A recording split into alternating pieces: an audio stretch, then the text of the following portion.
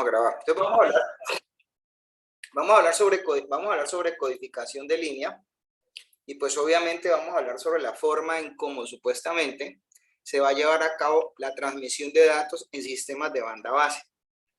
Pero obviamente teniendo en cuenta ese preciso aspecto, ¿cierto? Entonces, vuelvo acá a considerar con ustedes lo que es en este momento para nosotros el desarrollo como tal de lo que es lo que se demora un tiempo de señalización. Este tiempo de señalización, supuestamente, veo que en este caso,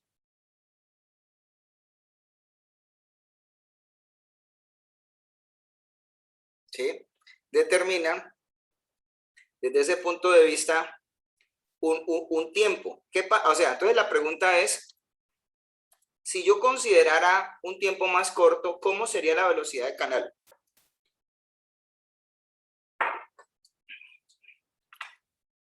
Entonces, si la velocidad de canal es más corta, pues la rapidez de canal es mayor. Entonces, tienen que tener en cuenta algo. Resulta que esto que está acá, esto que está aquí es una cosa que se llama el periodo de la señal.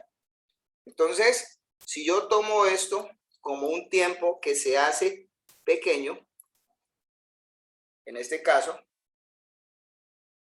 ¿sí entienden lo que estamos diciendo? ¿Qué pasa con el supuesto valor de la frecuencia? Sube. ¿Sí o no? Sí, profe. Entendió hasta ahí. Entonces, en este caso, considerando esa parte,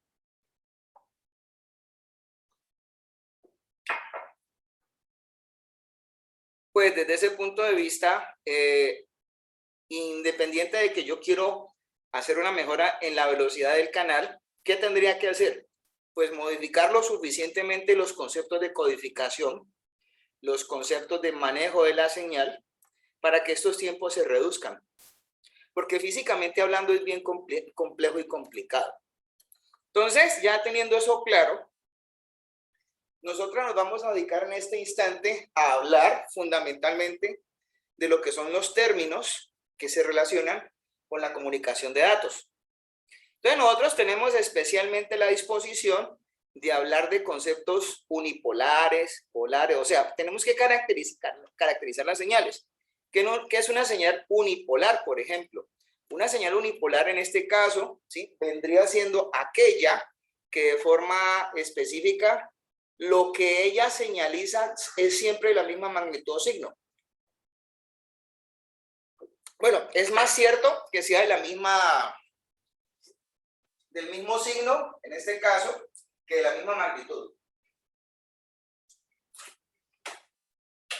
¿Entendieron esa parte?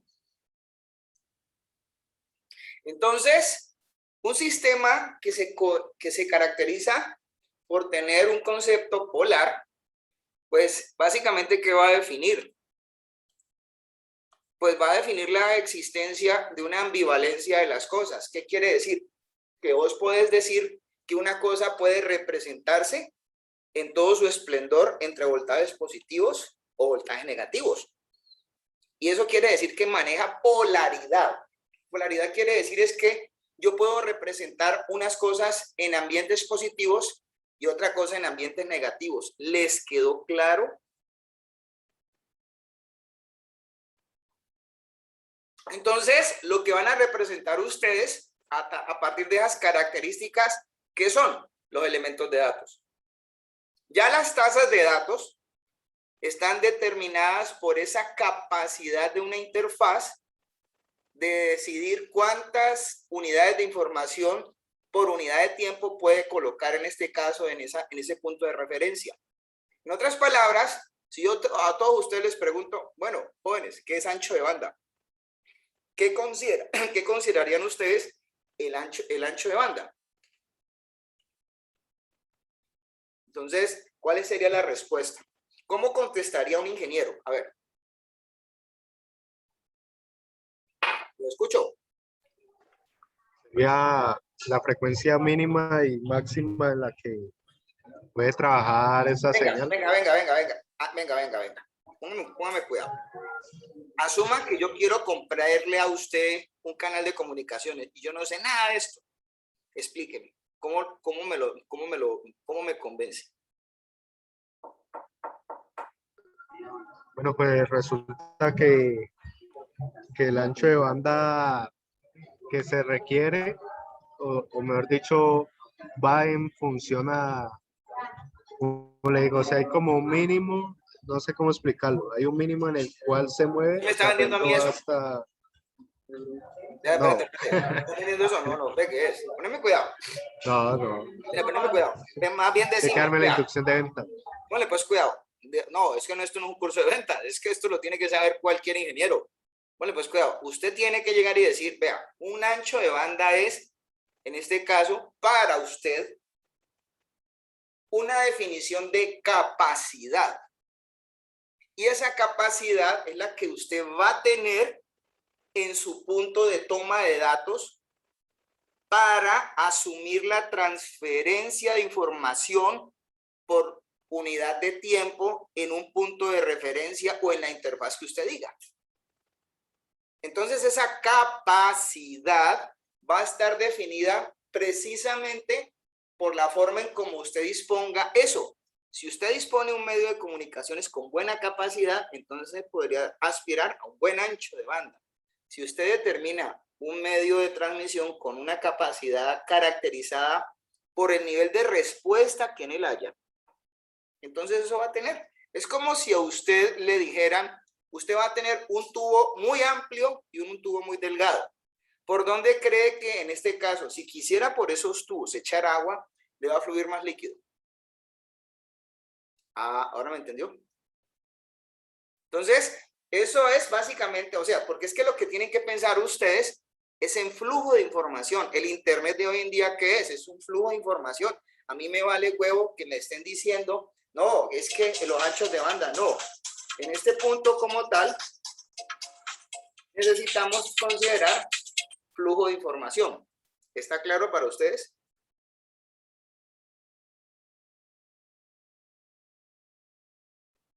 ¿Alguna pregunta?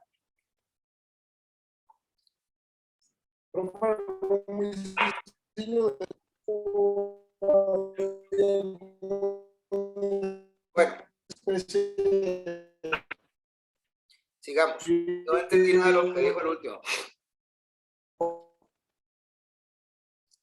Aló.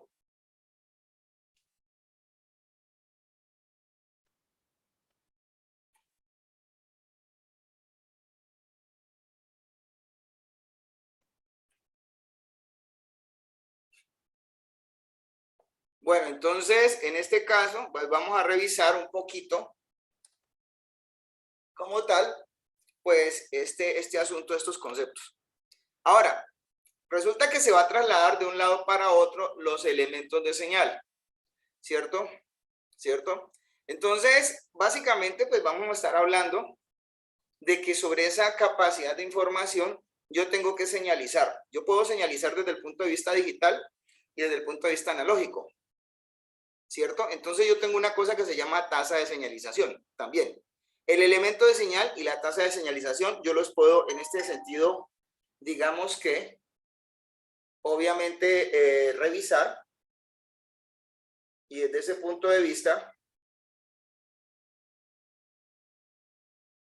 pues en este caso, considerar como una disposición como tal de la forma en cómo se tienen que manejar las señales. Entonces, por ejemplo, en este caso, si revisamos un poco las cosas, obviamente,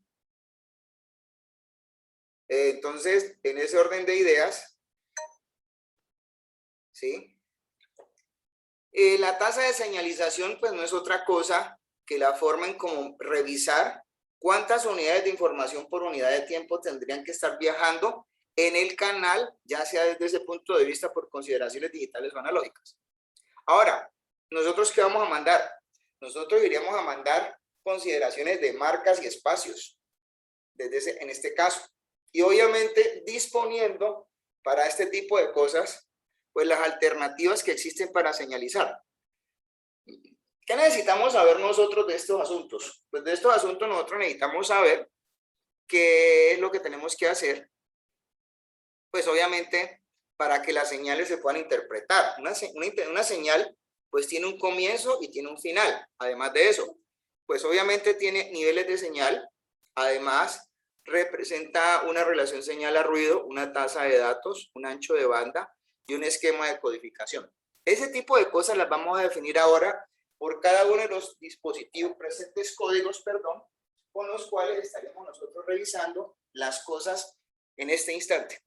Entonces, digamos que una de las consideraciones son, a tener claro dentro de esto, son los espectros de señal. En ese orden de ideas, un espectro de señal, ¿qué es? Pues un espectro de señal, puntualmente hablando, ¿sí? Desde ese punto de vista, ¿sí?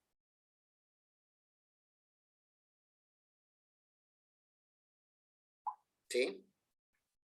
Desde ese punto de vista, pues va a definir para nosotros los parámetros en los cuales pues está definida una señal, ¿sí? Obviamente, lo que pasa es que, pues, digamos que esto es un concepto muy gráfico,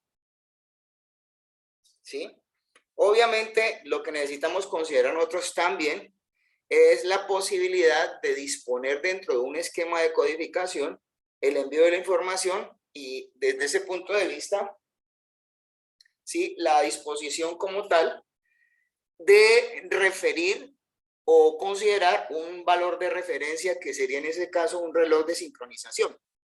Entonces, digamos que los esquemas de comparación, de codificación, la posibilidad dentro de esto también está para caracterizar un código, la detección de errores, ¿sí? La interferencia de señal, la posibilidad de que haya formas de responder a la inmunidad al ruido y el costo y la complejidad. Entonces, partamos de un hecho. El hecho fundamental es en el cual donde la transmisión de datos, ¿sí? Va a definir en este caso un punto de transmisión, un punto de recepción y obviamente un concepto en el cual pues tenemos que considerar un canal. Entonces, en el canal nosotros vamos a manejar unos códigos especiales. Desde ese punto de vista, en este caso, tenemos consideraciones de lo siguiente. Bueno, entonces, habíamos mencionado pues algunos códigos. Ahora, nosotros aquí tenemos algunos. Yo tengo montados otros para que ustedes los revisen y tienen que aprender un poquito de ellos. Por ejemplo, este es un código que se llama no retorno a cero. Esto es un código unipolar, ¿cierto? Tenemos el de retorno a cero o regreso a cero, que es un código que enmarca por un estado de señalización un ciclo completo de señal. ¿Sí lo están viendo? ¿Cierto? O sea, un ciclo completo y continuo de señal, donde se supone que no tenemos, o sea, en este caso, donde no tenemos señal, no hay ciclo completo de señal. Hay un código que es polar, este es un código polar, en el cual, por ejemplo, este marca un 1, marca un 1, este marca un 0, marca un 1, marca un 0, marca un 0, marca un 1. Entonces, estos son ciclos completos de señales. Esas características todas se pueden apreciar precisamente en el caso como tal del resto de códigos. Aquí está el Manchester, por ejemplo, que es un código bastante especial, y aquí está el Miller. ¿Está claro para ustedes?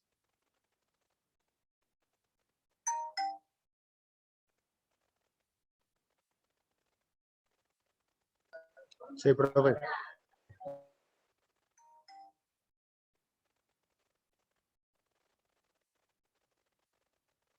¿Alguna pregunta?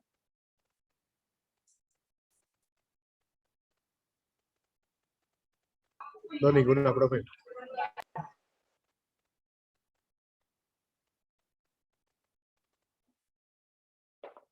¿Ninguna? Bueno, entonces vamos a comenzar a hablar de códigos.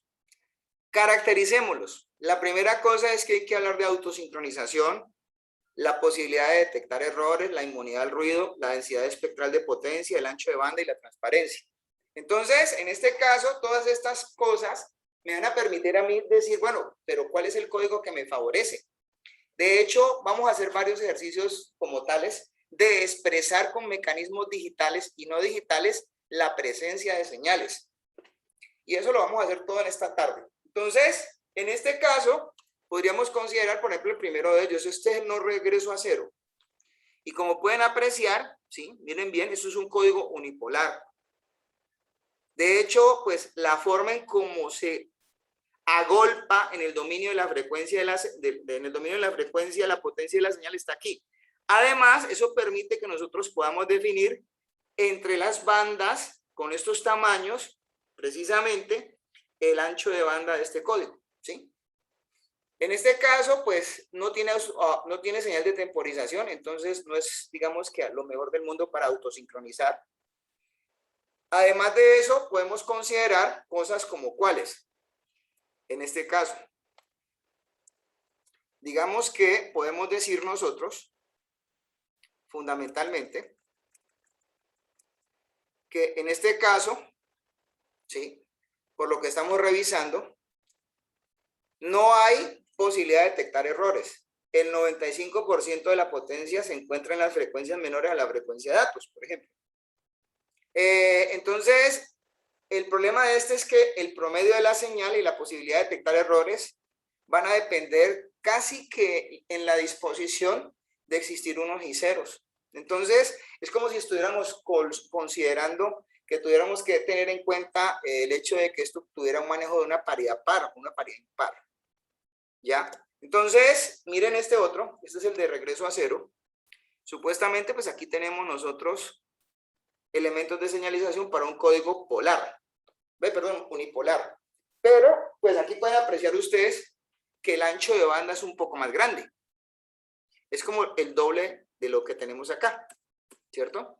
Entonces, si revisamos un poquito las características de este código, van memorizando un poco las formas, pues este código está en función de la diferencia de voltajes, tampoco permite detectar errores y tiene pequeños problemas porque básicamente, pues, lo único que tiene de bueno con respecto al anterior es que el ancho de banda es más grande. Digamos que la posibilidad de detectar errores sigue, en este caso, considerándose de acuerdo a la presencia de ceros y de unos que haya que manejar en la señal. Ya en este código, como pueden apreciar ustedes, nosotros consideramos puntualmente, ¿sí?, la condición de que es un código bipolar o polar. De hecho, esto maneja elementos de señalización tanto en esquemas positivos como en esquemas negativos.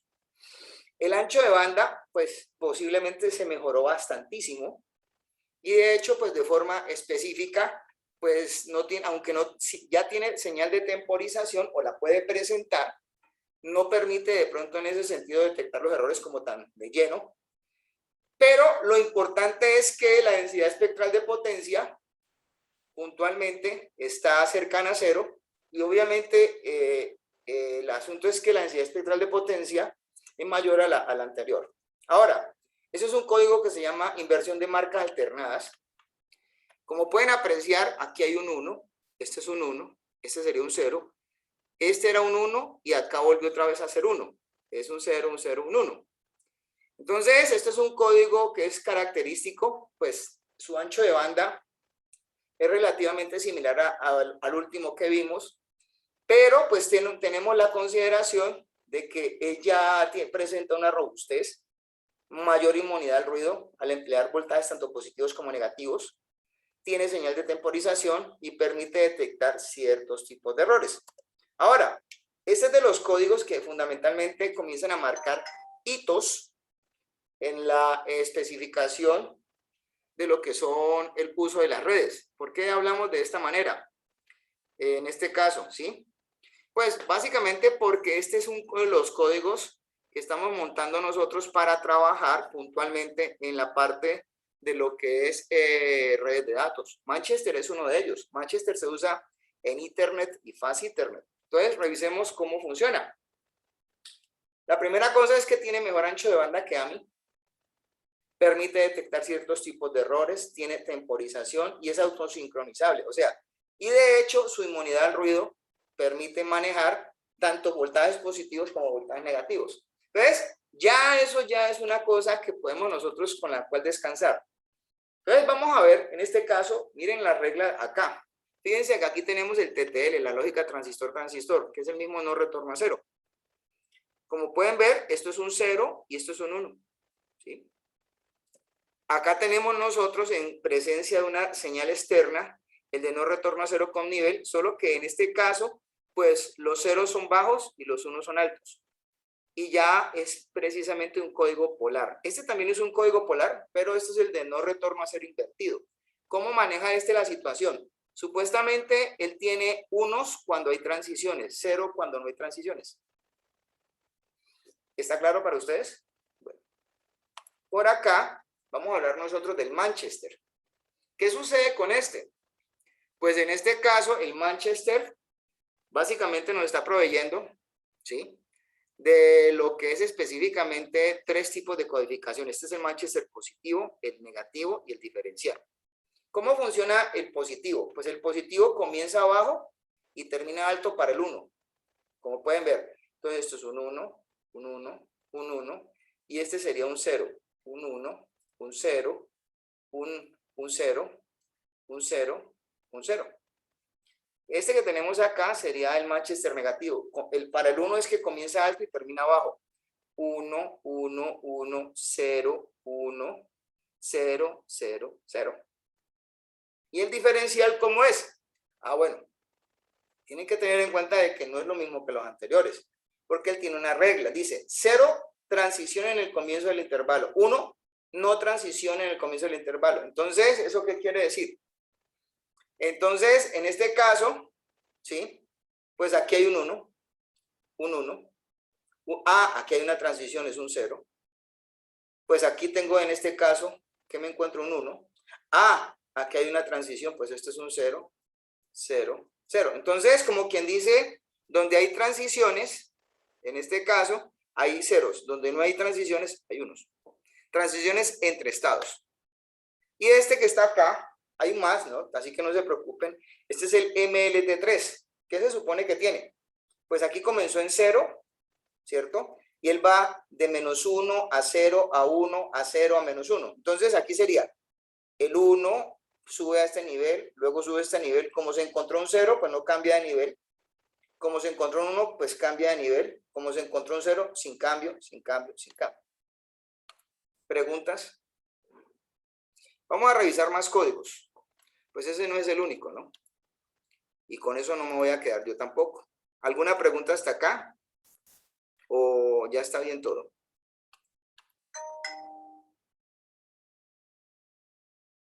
¿Aló? No, profe, ahí está bien. Bueno. Entonces, vamos a hacer ejercicios de esta cosa. Para esto, ustedes tienen que montar la máquina virtual de Windows 7. Ya les digo cómo, pero primero hagamos los ejercicios. Vamos a ir prendiendo esta cosa. En este caso, ¿cierto?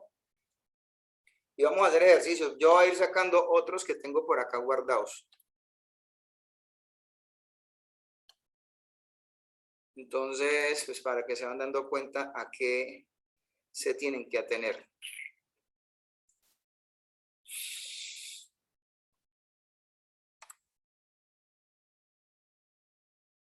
Entonces, acá, pues yo tengo algunos de estos códigos. También tengo otro manejador de códigos, ¿no? Lo tengo acá, perdón. Aquí está. Pues este ya es un poquito diferente. Este que está acá, este está montado en un archivo de Java. Pero para esto, pues ustedes tienen que entender un poquito las cosas. Ya vamos a hacer los ejercicios.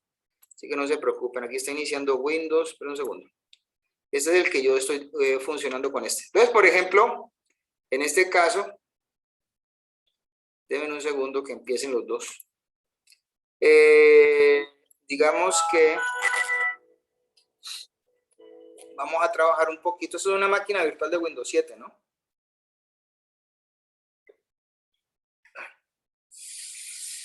Bueno, vamos a no activar esto. Bueno, entonces digamos que vamos a jugar primero juguemos con el que traigo acá. ¿Qué pasó?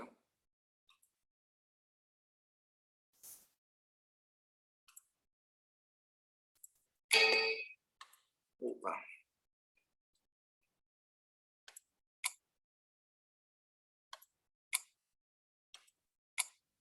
Como que ya sí la ves a ver ahí. Date un segundo.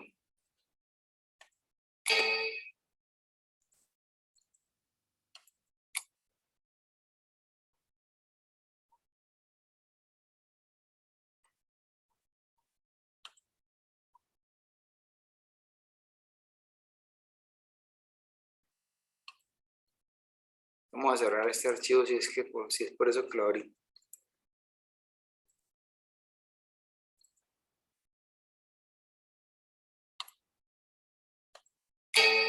Ve qué raro.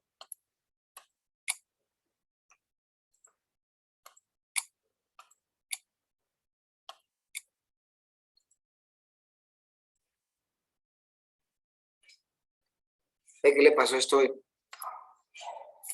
Dame unos segundos, jóvenes. Vamos a volver a arrancar esto.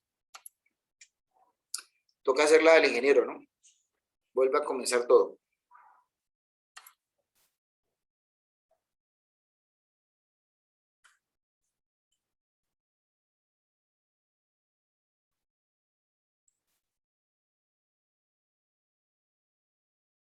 No fatal, descrito abajo, le sugerimos tome la zona para prevenir el problema. No, ¿qué?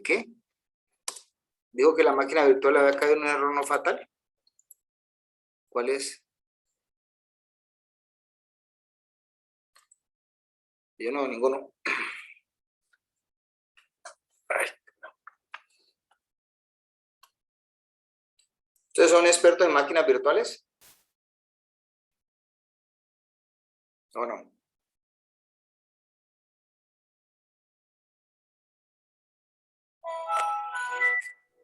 ¿Muy difícil eso o qué, profe?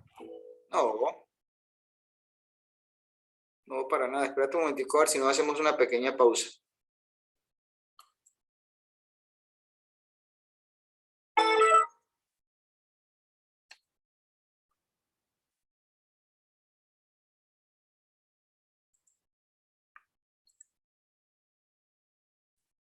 O sea, lo que estamos haciendo nosotros acá no es otra cosa que pues es que no deja entrar acá. O sea, yo ya había compartido aquí esta carpeta que está aquí. Dice, el uso está desactivado. Ah, es que se desactivó. Vamos a ver si es por eso.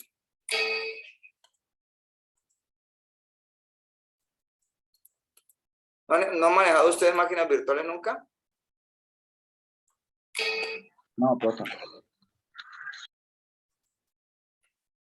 Denme un segundo, porque si no toca parar un momentico. No.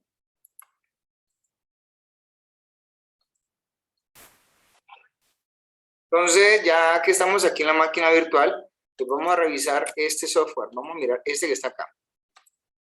¿Listo? ¿Quedó claro para todos? Entonces vamos a hacer decodificaciones. Supuestamente, ¿este quién es? No retorno a cero. ¿Sí o no? Entonces aquí queda toda.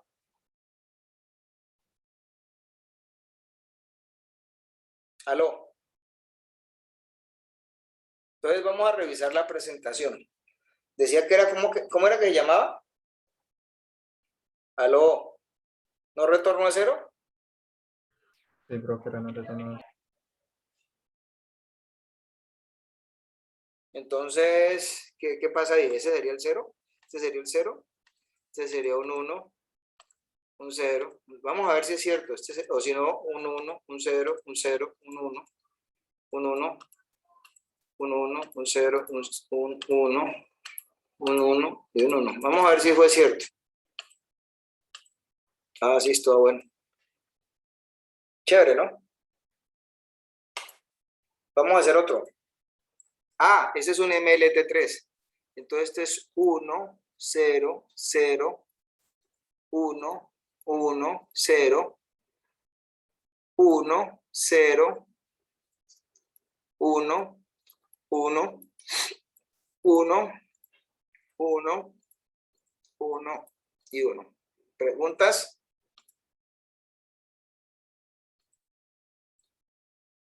Está bueno, ¿no? ¿Este cuál es? No retorno a cero invertido. Por aquí como que estaba la clave de él. 0, no transición. 1, transición. Entonces, aquí hay un 1. 0. 1. 0. 0. 1. 1. 0. 1. 0. 0. 0. 0. 0. ¿Están viendo? Qué bueno, ¿no? Otro.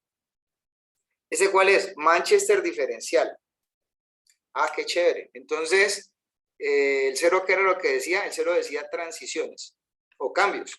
Entonces, esto es un 1, un 1, un 1, un 1. Ah, pero esto es un 0. 1, 1, 0. No, 1. El 0 está acá. 1, 0, 1, 0, perdón, 1, 0. ¿Entendieron o está mal hecho? ¿Está claro? Hagamos otro. ¿Este cuál es? El Manchester positivo. Entonces este es 0, 1, 0, 1, 1, 0, 1, 0, 1, 0. ¿Ese cuál es? El 0, el 0, el 1, el 1.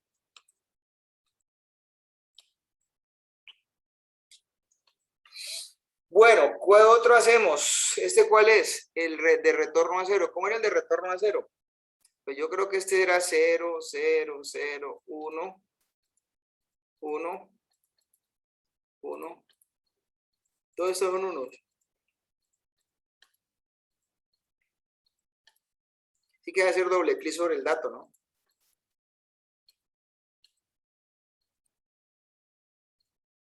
Bueno, vamos a hacer otro. ¿Este cuál es? No retorno a 0 normal. 1, 1, 1, 1. Vamos a ver si esto está bueno. 0, 1, 1, 1, 0, 0, 0, 0 y 1.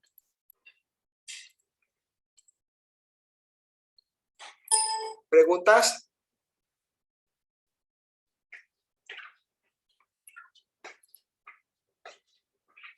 ¿Está claro? Jóvenes, Manchester otra vez. O sea, ¿ya quedó entendido esto para ustedes?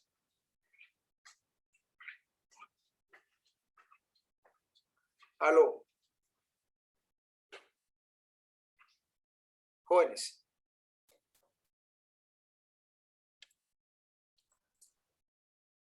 Entonces, aquí este sería un 0, un 0, un 0,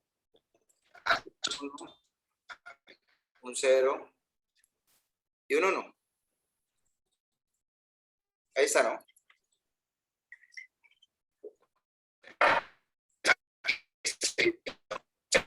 Vamos a hacer otro. Manchester diferencial. El Manchester diferencial habla de que los ceros transicionan. Entonces, aquí hay una transición, pero el 1 no transiciona. ¿Y están entendiendo? ¿O cómo es la O cosa? sea, ahí me confundí. O sea, el que transiciona es el 1, que por ejemplo empieza en 0, el próximo uno empieza en 1. Exactamente. Entonces, Pero hay como el 0 subió, pero vuelve y empieza como el 1 pasado. Iría al revés, ¿no? Entonces, ¿qué? No, pues aquí queda todo A. No, tiene que ir este. Porque este no va. ¿Cuál va? Según eso, el 0 es que el 1, mire, en la regla del Manchester diferencial, supuestamente, en este caso dice el 0, el 1 no es transición. Entonces, ¿eso qué quiere decir? Que pues los estados continúan. O sea, en este caso, obviamente, si el 0 hace un cambio, así como está supuestamente montado, pues es este. Él cambia de estados. Y acá, pues obviamente seguiría este. El 0 vuelve y hace otra transición. ¿Qué debería de ir? Este. ¿Cierto? Vuelve y se encuentra otra transición, debería de ir este. Y luego se encuentra con este. En este caso, que son puros unos y sin transiciones. Aquí hay otra transición otra vez. ¿Cierto? Aquí vuelve y se encuentra con un 1. Se encuentra con otro 0. Es que aquí está colocando a prueba todo. Se encuentra con un 1. Se encuentra con otro 1. Y se vuelve a encontrar precisamente con otro 0. No estoy mintiendo. Ah, ya le entendí ahí, profe. O sea, cuando llega al 0, si estaba en la de abajo, empieza desde arriba. Y si está al contrario, pues... Es un jueguito. ¿Entendieron? Profe, entonces, entendiendo la ideología, la transición quiere decir que cambia de estado, ¿cierto? Ajá. Lo que, Exacto. Vamos a hacer otro. ¿Cuál es este? No retorno a 0. El de no retorno a 0, según las diapositivas, ¿cuál era de estos? Este, ¿no? Entonces, pues ahí que va, según ustedes.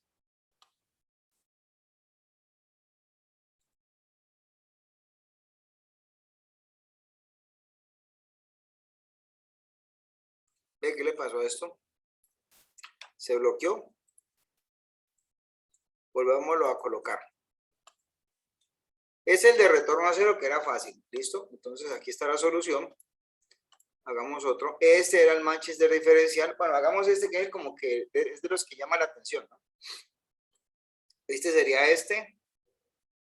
Este habla de otra transición aquí. El 1 no es transición. El 0 sí hace transición. ¿Sí lo ven?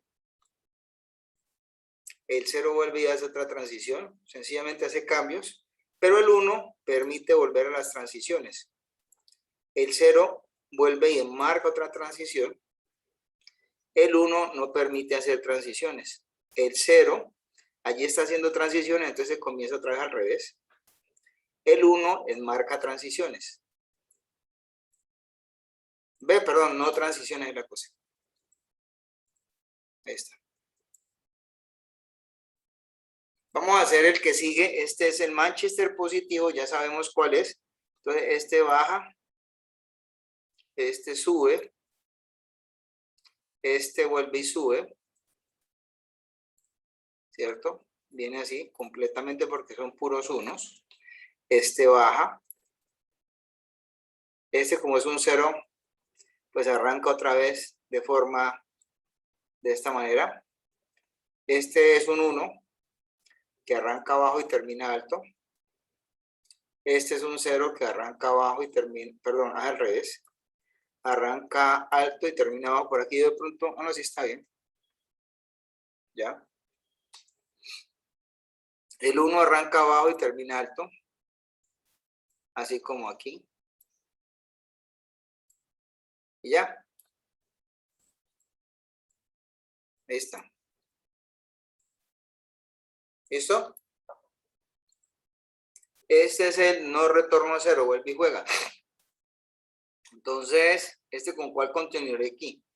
Con este, pero se va a encontrar con un 0, con otro 0, o aquí va a ser un 1, un 0, un 1, ¿cierto? Otro 1,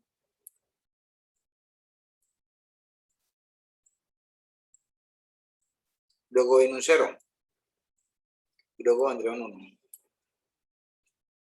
Vamos a ver qué pasó aquí.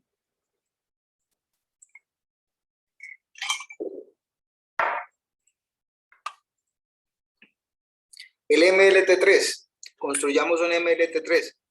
Pues este es sencillo porque pues este habla de transiciones a estados, ¿cierto? Entonces ese no va ahí, va es este. Ese se mantiene ahí. Luego pues se supone que sube, luego vuelve y baja y termina bajando y luego vuelve subiendo y luego sigue subiendo, porque ahí sigue otro 1. ¿Están notando? Luego vuelve y baja. Bueno, ese no va ahí, va es en este caso este y baja con este y vuelve y sube. ¿Sí lo están viendo o no? ¿Con cuál vamos a ir? Este. Vuelve y sube. Y luego vuelve y baja.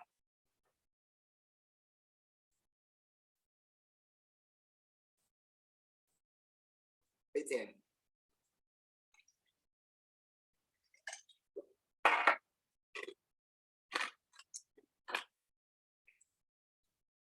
No retorno a cero invertido. ¿Cómo es este? Pues es como el que tenemos acá.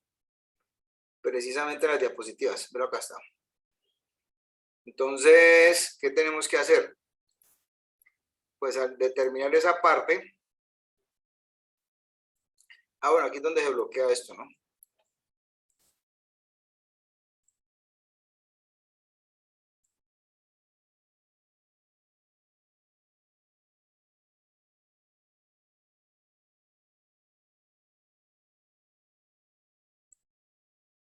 Entonces vamos a ver si responde la gráfica, ¿no? Como que se bloquea. Entonces ya eso está claro para ustedes, ¿cierto? De momento. Entonces, ¿qué es lo que tienen que hacer para que esto funcione? Presten mucha atención. En la carpeta del curso, ahí arriba, está esta carpeta, ¿cierto? Entonces tienen que crear una máquina virtual de Windows 7 para que les funcione, en este caso. Tienen que copiar estas 3 DLLs en el System y en el System 32 de Windows, no es más. Y eso es todo. ¿Preguntas?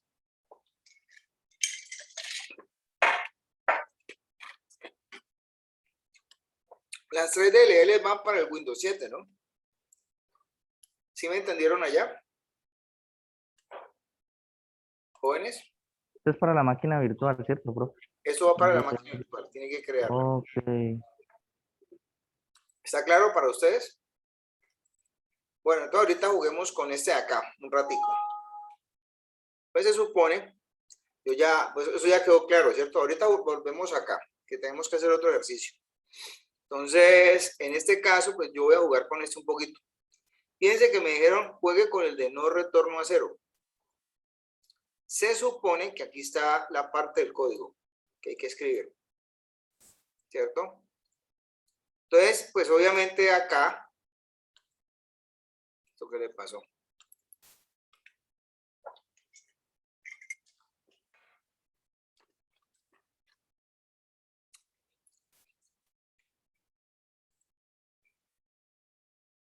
Aquí podemos ver que yo puedo escribir aquí los datos.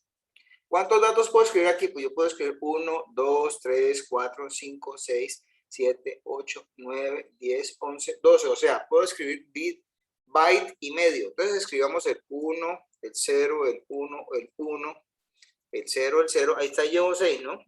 6, 7, 8, 9, 10, 11, 12.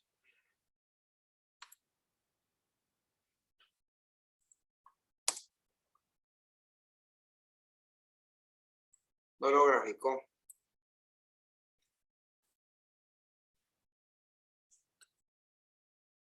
¿Qué sería, no? Vamos a ver. Vamos a escribir otros datos. Ahí escribiría yo, estos son un octeto. Ah, no, sí, ahorita sí lo escribo.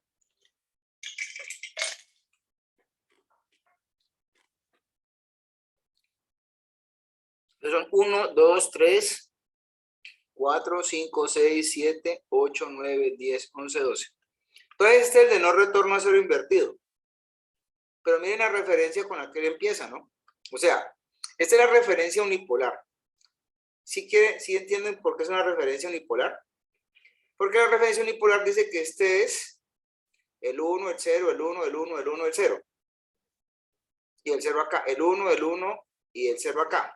Entonces, el de no retorno a cero invertido, que es este en este caso, pues empezaría con 1 en este momento. Miren cómo se supone que él hace la especificación del código, ¿no? De no retorno a cero invertido, en este caso, ¿sí? Sería este, ¿sí? En ese sentido, y el de no, y al revés. Entonces, ¿cómo está escrito acá? Pues él mandó, el primero de ellos que mandó fue un 1. Vamos a volverlo a escribir. Escribamos el 1, 0, 0, 1, 1, 0, 0. Ahí cambia un poquito la cosa, ¿no?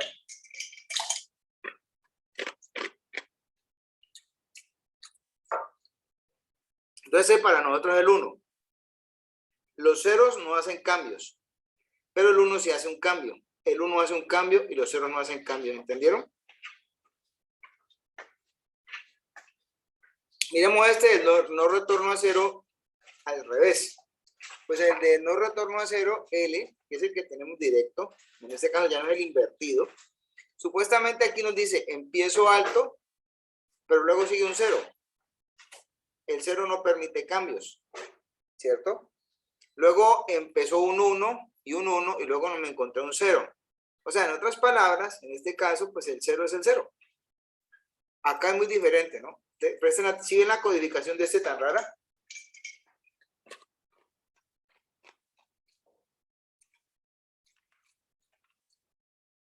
Este tiene su propia regla. Él manifiesta donde él arranque con un 1, con un 0. Supongamos que aquí empezó el 1. Si siguió un 0, pues él se queda en ese nivel. Si se encontró con un 1, hizo un cambio de nivel. Si se encontró con un 1, hizo otro cambio de nivel. Pero si se encontró con un 0, siguió en el mismo nivel. Vamos a escribir otra palabra para ellos dos. En este caso. Entonces, digamos que no podemos meter valores así, ¿no? Voy a hacerlo con el no retorno a cero invertido. ¿Sí lo están viendo? Sí, profe. Creo que esos dos últimos datos no los puedo hacer.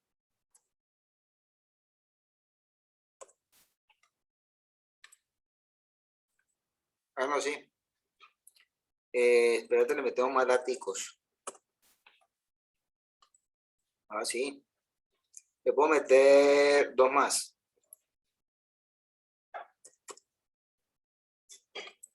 Listo. ¿Sí los pillaron todos allá?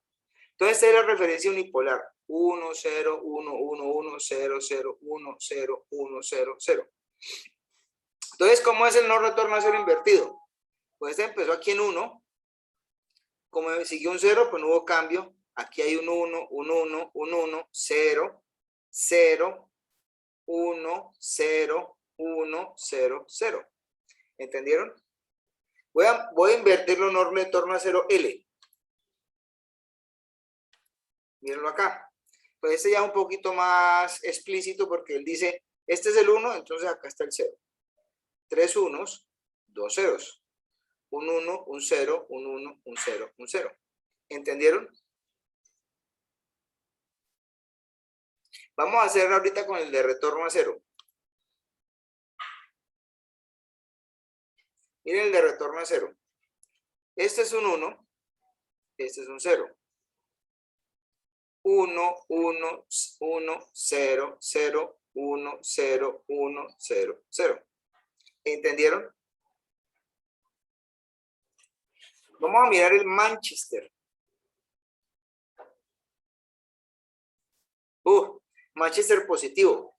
Entonces este es un 1, un 0, un 1, un 1, un 1, un 0, un 0, un 1, un 0, un 1, un 0 y un 0.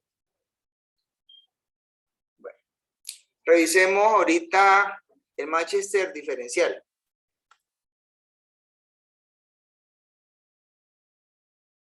¿Qué tal este, pues?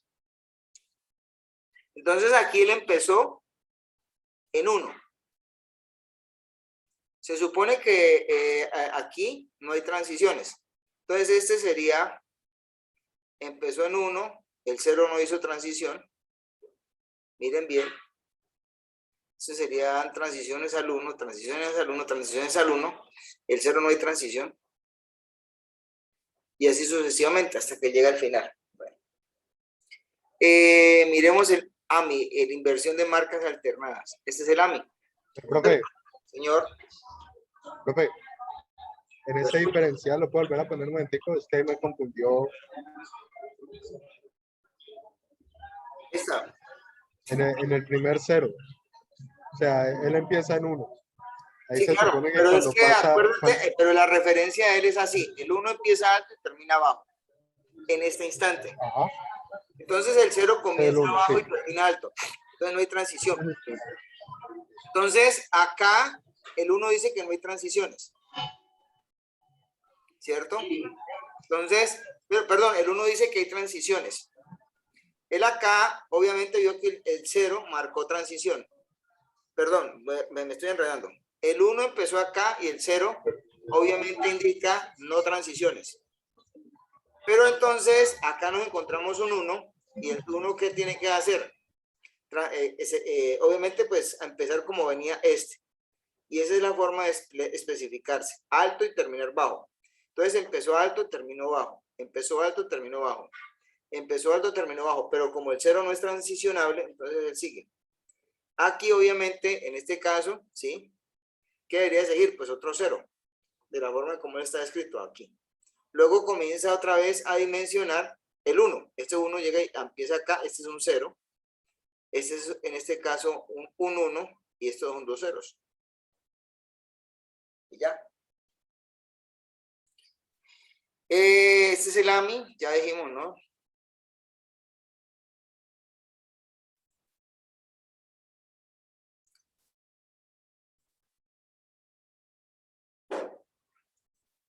Este es el AMI. Es la inversión de marca alternada. Entonces este es un 1, 0, 1, 1, 1, 0, 0, 1, 0, 1, 0, 0. Luego revisamos el 4B5B. Este es un código especial, ¿no? Ya, porque pues obviamente el código se cambia. Números de 4 bits por números por otro determinado número de bits. Entonces, aquí sí habría que tener en cuenta la forma en cómo está constituida la palabra. ¿Qué más? Bueno, esos son básicamente los códigos. ¿Tienen alguna pregunta hasta acá?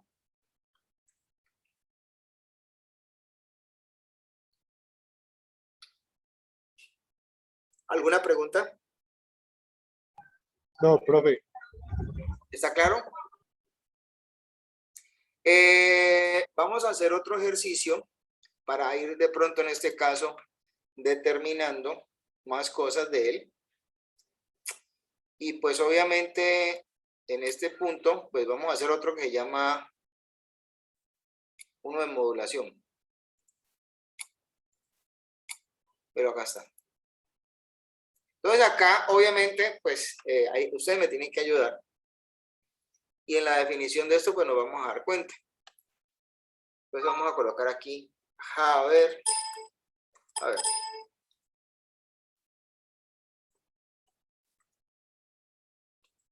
Listo. Entonces vamos a revisar de acuerdo a las modulaciones.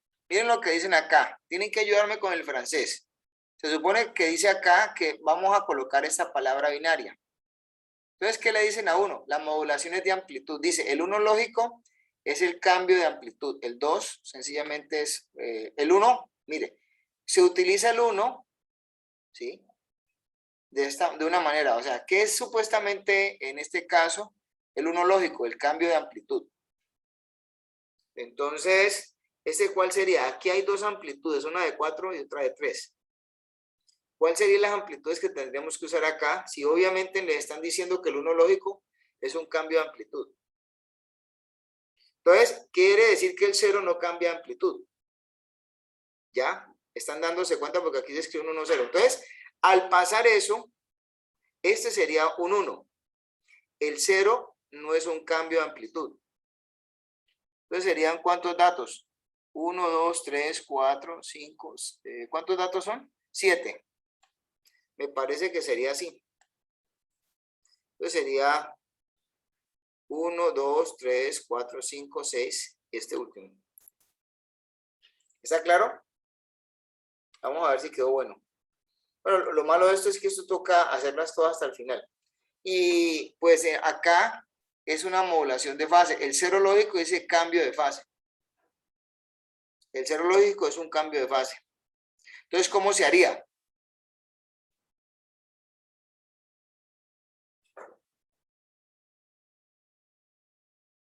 ¿No quieren contestar? El 1, el 0 lógico es un cambio de fase. Entonces, se supone que aquí no habrían por qué cambiar las fases. Aquí, por ejemplo. No hay cambio de fase, entonces serían 1, 2, 3. Pero el 0 lógico es un cambio de fase. Entonces, acá hay un 0 lógico.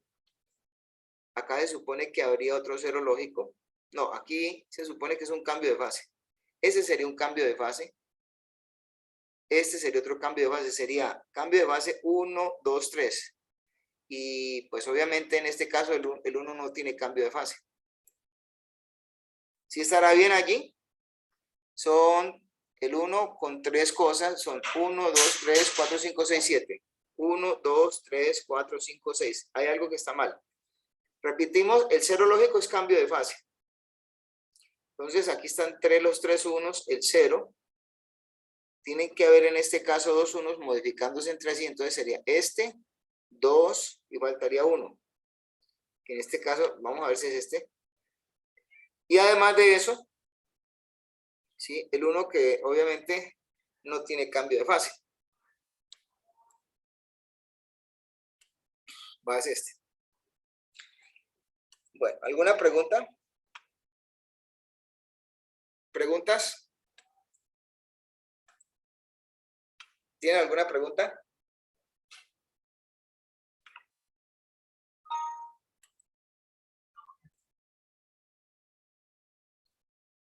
Me olvidó grabar eso. No, profe, ninguna. Bueno, entonces ya volvemos acá. Vamos a cerrar esto. Yo creo que ya esto es suficiente por este lado. Pero no les olviden montar esa máquina virtual. Entonces ahorita vamos a hablar del último pedazo de hoy. Y vamos a ver hasta dónde lo llevamos. En este punto. Vamos a cerrar esto. ¿Cierto? Y pues obviamente vamos a hablar de otra cosa. Para cerrar.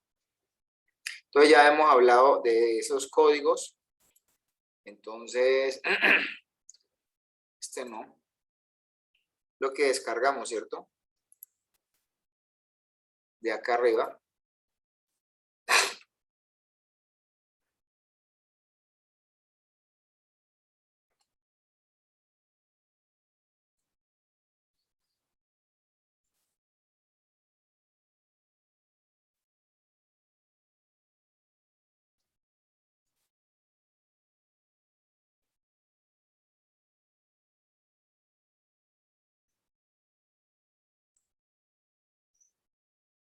Bueno, entonces hablemos de lo que sigue a continuación. Ya habíamos hablado, eso ya lo he descargado yo, ¿no? Entonces hablemos de los códigos de línea.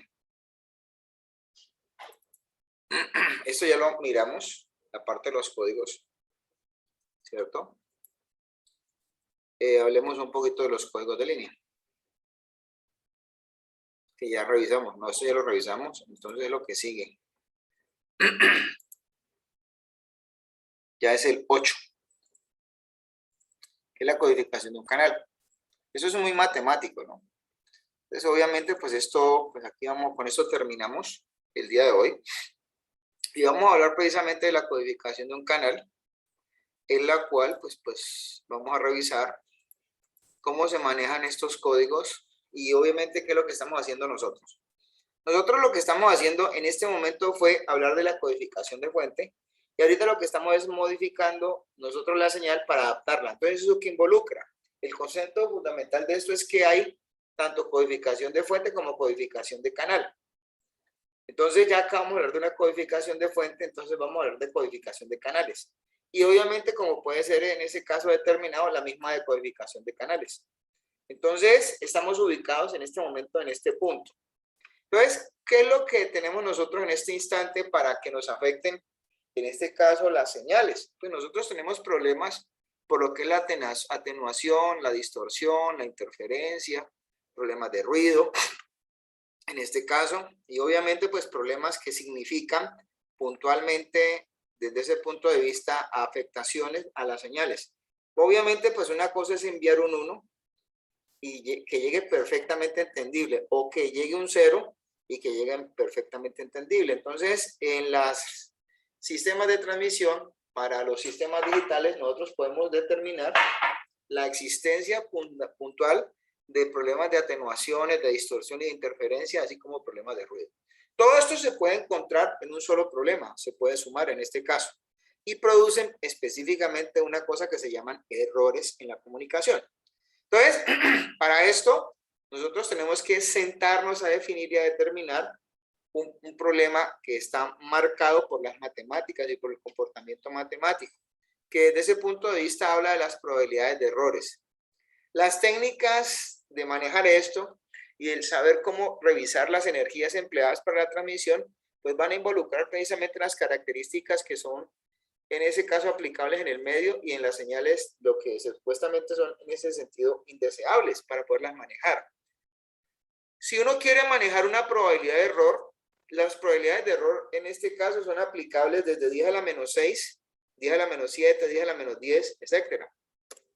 Y en ese caso, pues es obvio que nosotros necesitamos mediciones que nos manejen o nos permitan tolerar precisamente este tipo de situaciones. Ahora, ¿cuál es la forma de trabajar con esto? Pues nosotros tenemos un fundamento. Si nosotros tenemos un dato, ese dato, pues obviamente existe la probabilidad como tal de que él llegue como un 0, siendo un 0, o llegue como un 1, siendo un 1. ¿Qué sucede? ¿Qué sucede con esta situación? Pues obviamente involucra, desde ese punto de vista, que puede ser que el 0 salga como 0, pero llegue como 1. Eso es lo que involucraría la probabilidad de error. Y el 1 salga como 1 y llegue como 0. Entonces, en este caso, la ocurrencia de un error en la transmisión, pues va a determinar lo que se supone es la medición que uno puede hacer cuantificable de los errores en el mensaje recibido. Entonces, uno de esos problemas como tal, para, en este caso, manejarlo, necesita que se le aplique un recurso de protección. En ese orden de ideas, se supone que uno dice, para la protección contra errores, uno lo que hace es aplicar una regla. La regla es que el dígito de información se repite. Entonces, ¿qué quiere decir? Que yo voy a enviar un par de ceros, ¿cierto? En donde uno es el bit de información y el otro es el bit de chequeo o redundancia. Entonces, existen las probabilidades de que ese envío de esos datos sea un perfecto par de ceros, un 0,1, un 1,0 o un 1,1. Y lo mismo va a resultar cuando enviamos un par de unos. Y ese par de unos perfectamente se pueden convertir en un par de unos recibidos o la mezcla o combinación de 1,0, 0,1 y 0,0. Entonces, lo importante de esto es que los esquemas de comunicaciones implementados están en la capacidad de implementar cuando se envía un 0 o se envía un 1, errores simples. ¿Está claro hasta ahí? Entonces, un código tiene que tener habilitado la posibilidad de detectar errores simples y errores dobles, normalmente, para poder considerar esa parte. De hecho, hay una regla que es la regla de la redundancia. Eso lo vamos a mirar también nosotros acá. que involucra que la información para poder que sea ser fiable hay que repetirla 2 veces. Entonces, por ejemplo, aquí estamos enviando un 0 y un 1. ¿Qué sucede en los estados de recepción que podemos encontrar? Pues es que ya cuando esto está sucediendo, a mí básicamente me pueden considerar la posibilidad de encontrar errores simples, dobles o triples. Cuando se envíen un 0 o cuando se envía un 1. ¿Ya? Eso es sencillamente la información de esto, en este caso. De hecho, obviamente, los errores simples van a dar la posibilidad de ser manejados por códigos que permiten corregir esa clase de errores. De hecho, ¿sí? Uno lo que puede considerar son palabras manejables en las cuales uno puede definir en ellas funciones. Esas palabras van a ser lo que uno considere como las palabras separadoras, que hacen parte de las palabras de código con las cuales estamos alimentando una señal. ¿Cuál es la conclusión más fuerte de esto? Si de pronto no la han código en el aire. Pues la conclusión más fuerte de esto es determinar que en un código se requiere o es muy necesario involucrar la presencia de niveles de redundancia. ¿Ya? Desde ese punto de vista. Entonces, digamos que la situación, ¿sí? Fundamentalmente involucra la disposición como tal de determinar una regla de chequeo para poder manejar en el receptor las cosas de forma fiable y detectar los errores. Entonces, ¿cuál es la labor de ahora en adelante? Que por lo general entonces vamos a necesitar redundancia. Y esa redundancia sí es muy necesaria. Entonces, en este caso, digamos que cuando estamos calculando los dígitos de chequeo de acuerdo a la regla, el receptor tiene que usar esa regla para detectar y corregir los errores. Entonces, la regla que vamos a aplicar es básicamente lo que va a conformar desde ese punto de vista los códigos. Miremos, por ejemplo, acá, de una vez, la disposición como tal de tener en cuenta acá el desarrollo de un código que sea a su vez tanto detector como corrector de errores. Si ustedes notan un poquito, los bits de información son un grupo, los bits de chequeo son otro. Los bits transmitidos realmente es la suma de los bits de chequeo o los dígitos de chequeo más los bits de información. Entonces uno tendría en ese orden de ideas ¿cuántas posibilidades? Pues las cuestiones es que las palabras totales son 2 a la n, ¿sí? En este caso, ¿sí? Y obviamente, pues la idea como tal es que nosotros consideremos la posibilidad de mandar palabras con errores y palabras sin errores. Entonces, las probabilidades nos van a decir a nosotros qué tan fiable es un sistema. Entonces, para esto tiene que haber una cosa que se llama el espacio de codificación, que es una disposición de muchas dimensiones, de n dimensiones, donde obviamente cada palabra es representada por un punto. Entonces, por ejemplo, allí pueden ustedes apreciar la disposición cuando se están mandando con n igual a 1, n igual a 2 y n igual a 3. ¿Se acuerdan que yo a ustedes les había dicho que esto tenía un concepto geométrico? De esto estamos hablando precisamente. Entonces, la distancia entre 2 palabras es la cantidad de disposiciones que las hacen diferentes entre sí. Y la distancia, obviamente, pues, de hecho son la cantidad de dígitos diferentes. Entonces, por ejemplo, ¿cuál es la cantidad de dígitos diferentes entre 1, 1 y 0, 1? 1. ¿Cuál es la cantidad de dígitos diferentes entre 1, 1 y 0, 0? 2. ¿Cuál es la cantidad de dígitos diferentes entre 1, 0 y 0, 1? 2. O sea, en este caso tienen que revisar cómo funcionan estos tipos de cosas. Entonces, hay palabras que solamente tienen distancia 1, como hay palabras que solo tienen distancia 2, como las que acabo de mencionar. ¿Ya? Y hay palabras que puntualmente tienen distancia 3. Es el máximo que se supone, por ejemplo, se puede dar que esto sea en el caso de tener este código de 3 dígitos. Bueno, ¿cuál es la consideración para la distancia entre las palabras? La consideración para la distancia entre las palabras es que tengamos o dispongamos de una cantidad de dígitos diferentes. De hecho, pues aquí tenemos una palabra B que tiene 7 bits y una palabra U que tiene los mismos 7 bits. Entonces aquí podemos apreciar nosotros que en este caso la distancia entre ellas dos es 4. ¿Ya? Porque son en el número de palabras que ellas difieren. Entonces, en ese orden de ideas, ¿qué es lo que se tiene que hacer? Pues lo que se tiene que hacer es de la posibilidad de detectar y de corregir esos errores, va dependiendo de el hecho de que en el código la distancia mínima entre las palabras de código se pueda definir. Entonces, ¿cómo es de valioso un código? Pues un código es valioso, en este caso, cuando pues obviamente estamos partiendo del análisis que tenemos que hacer sobre él, a partir de un concepto que llama la distancia mínima entre las palabras. Entonces, por ejemplo, un código con distancia 1 no detecta ni corrige. ¿Ya? Un código básicamente de distancia 2 detecta errores simples.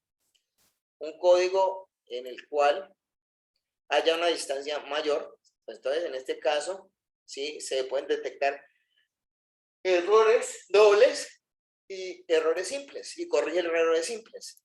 Y así sucesivamente se van dando las cosas hasta poder llegar en este caso a estructuras un poco más complejas. ¿Ya? Entonces, para detectar una cantidad de R errores, la distancia mínima sería R más 1. Y para corregir R errores, la distancia mínima es 2R más 1. Entonces, esto, ¿quién lo estuvo determinando? Un señor de apellido Hamming. Hamming no es otra persona que supuestamente esta persona relacionó o hizo una relación en este caso entre N, K y B, que son básicamente posibilidades para corregir errores, en este caso, donde podemos disponer de 2 a la K, palabras de código, y 2 a la A, palabras totales. ¿Ya? Entonces, en este caso, 2 a la N, palabras totales. Y obviamente, ¿qué es ese 2 a la K, en el cual se tienen los puntos? Sería la definición de las esferas que tendrían un determinado radio, con centro en ese caso de una de estas variables. Por ejemplo, aquí tendríamos una esfera, 2 esferas, 3 esferas, 4 esferas, 5 esferas. ¿Está claro? Bueno, ¿preguntas? Entonces, acá, en el límite de Hamming, en esta esfera de radio R, ¿sí? Aquí pueden apreciar ustedes que este es el dato que nos va a dar. Todos los datos que están alrededor de esa esfera de radio R corresponden al mismo dato, ¿ya? Esa es la realidad de esto, en este caso. ¿Preguntas? No, profe. Bueno, entonces sigamos. Entonces el límite de Hamming lo que hace es considerar para nosotros la posibilidad de definir hasta dónde podemos hacer un análisis sobre una estructura de grupo, una estructura de información en donde hay considerado un código aplicado para poder básicamente codificar la fuente y codificar el canal de una vez. Entonces, los errores simples, el caso es uno de los casos particulares que se tienen dentro de esto para poder analizar. Si de pronto decimos que R es igual a 1, ¿sí? Entonces lo que hay que hacer es cumplir con una especificación de una igualdad. Entonces esta igualdad nos está diciendo que 2 a la K debe ser menor o igual a 2 a la N menos N más 1.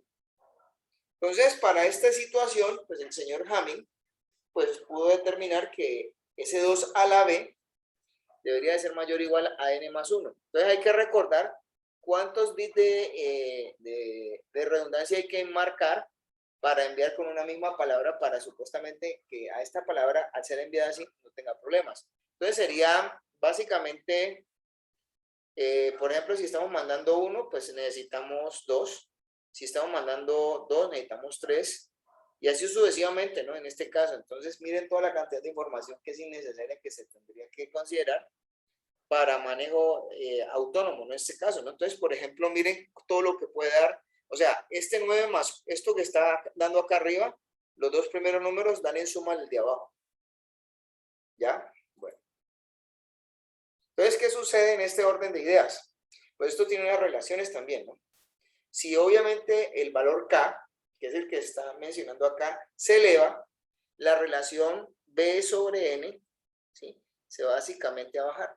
Y eso tienen que tenerlo en cuenta ustedes en el desarrollo de la codificación. Un segundito. Entonces, el código, o sea, ya en este caso vamos a empezar a hablar sobre códigos de bloque.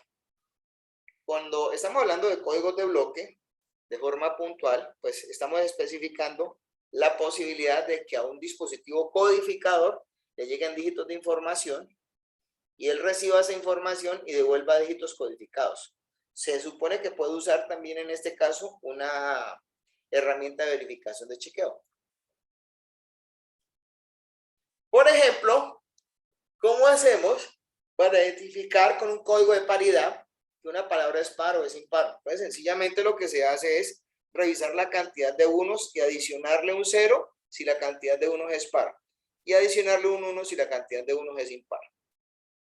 Entonces eso se puede determinar básicamente por el hecho de que esto se ofrece para comparativas, y obviamente pues en este caso para determinar cómo habría que producir un elemento de desarrollo para poder determinar esta clase de cosas cuando esto se esté midiendo a fondo en cualquier lado.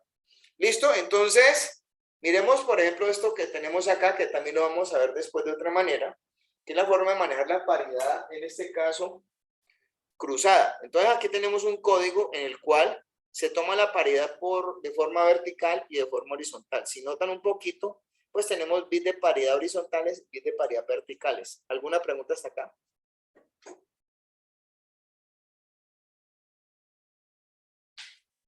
¿Ninguna? ¿Jovencitos? No, profe, ninguna.